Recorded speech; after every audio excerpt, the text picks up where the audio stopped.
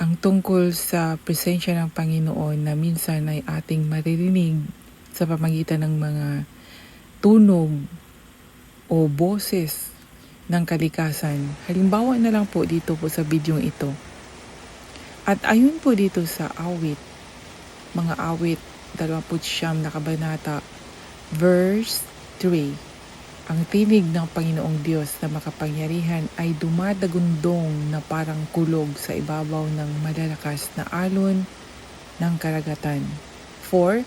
Ang tinig ng Panginoon ay makapangyarihan at kagalang-galang.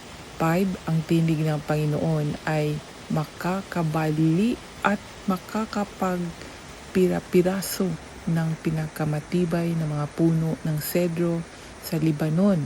5. Niyayanig ng tinig ng Panginoon ang mga bundok sa Libanon at ang bundok ng Hermon na parang bisirong baka na tumatalon-talon.